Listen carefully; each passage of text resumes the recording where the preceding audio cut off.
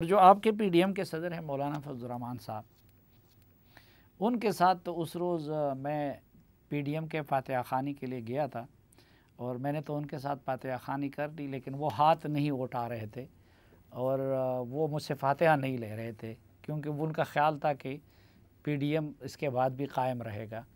तो सिर्फ मैंने हाथ उठाया हुआ था, उनके हाथ नीचे थे।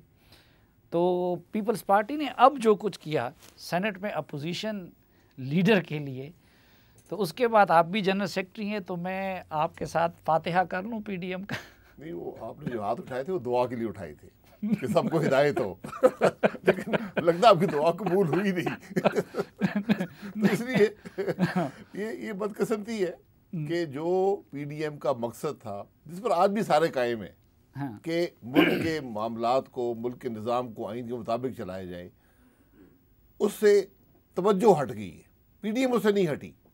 पीडीएम एक जमात भी रह जाए, मुस्लिम लीग नून अगर वहाँ पर रह जाए, हम इस मामले से पीछे नहीं हटेंगे, क्योंकि हम ये समझते हैं कि मुल्क के मसाइल का हल सिर्फ इसी बात में है।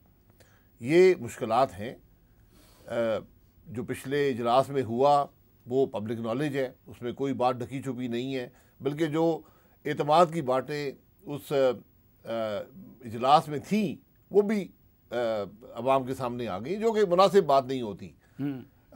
जो फैसले थे वो तो अवाम के सामने आए ही। अब ये मामला दूसरा आ गया है, लीडर ऑफ द अपोजिशन वाला। यहाँ पर भी एक अजीब सा वाक़या हुआ है।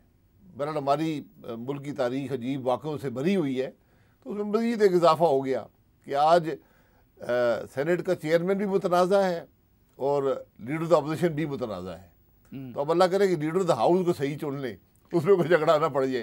तो इसके बाद पीडीएम भी मुतनाज़ा नहीं हो गया और हम ये ना समझे कि भाई या पीडीएम ख़त्म हो गया या फिर कम से कम पीपल्स पार्टी उसमें नहीं रहेगी।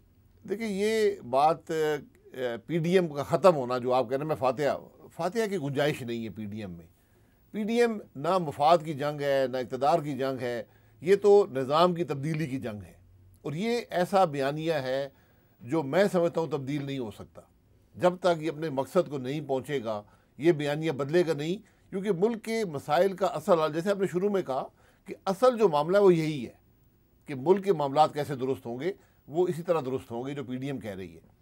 जहाँ तक पीपल्स पार्टी का ताल्लुक है, मैं, आपने जनरल सेक्रेटरी का, मैं सेक्रेटरी जनरल हूँ, दोनों में जनरल का लफ्ज़ ज़रूर आता है। ये बात आप नोट कर ले। तो फिर तो आपको वो लाइन लेनी चाहिए थी जो पीपल्स पार्टी ले रही है। यही गुजारिश कर रहा हूँ कि ये उस पर मैं कोई बयान नहीं दे सकता। हाँ। लेकिन मैं ये ज़रूर कहूँगा कि एक जमात अगर उस इत्तेहाद है, किसी पर लाजिम नहीं था, किसी को ज़बरदस्ती नहीं लाया गया इत्तेहाद में, इत्तेहाद के फ़ैसले को कबूल ना करे, उसे इनहराफ करे, तो फिर ज़रा उस इत्तेहाद के अंदर उसका रहना मुश्किल हो जाता है। अगर 9 जमातें एक चीज़ पर मुत्तफिक थीं, उन्होंने ही फ़ैसला किया, इत्तेफाक हो गया और मामूली बात थी। लीडर्स ऑफ अपोजिशन सेनेट में कोई इतनी अहम कुर्सी नहीं है जिस पर झगड़ा हो सके। ये हमेशा इत्तेफाक राय से हो जाता है। इस दफ़ा भी इत्तेफाक राय हो गया था।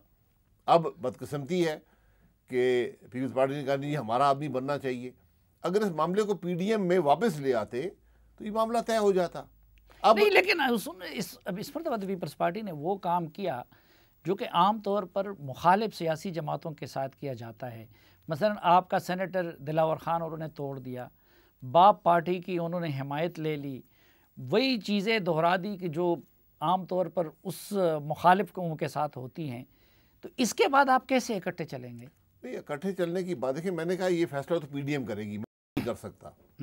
लेकिन इस मामले की हकीकत को देखना बड़ा ज़रूरी है कि हुकूमती बेंचेस से लोग जिन्होंने यूसुफ रज़ा गिलानी साहब को वोट नहीं दिया था चेयरमैनशिप के लिए, उनको अपने अपोजिशन में जमा करके और लीडर्स ऑफ अपोजिशन चुन लिया। अब इससे एक और मामला बड़ा सीरियस पैदा हो गया है कि 57 लोग हैं जो कहते हैं हम अपोजिशन में 57 है।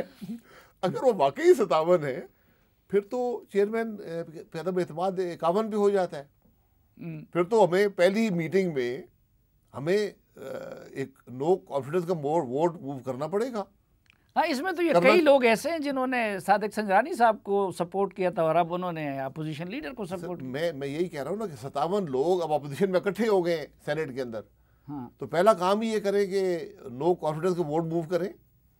नहीं, लेकिन एक तो खैर ये ताकि वापस यूसुफ गिलानी साहब को यहाँ से उठाकर वहाँ बिठा दें, फिर ये तनाज़ा ही खत्म हो जाएगा क्योंकि अच्छा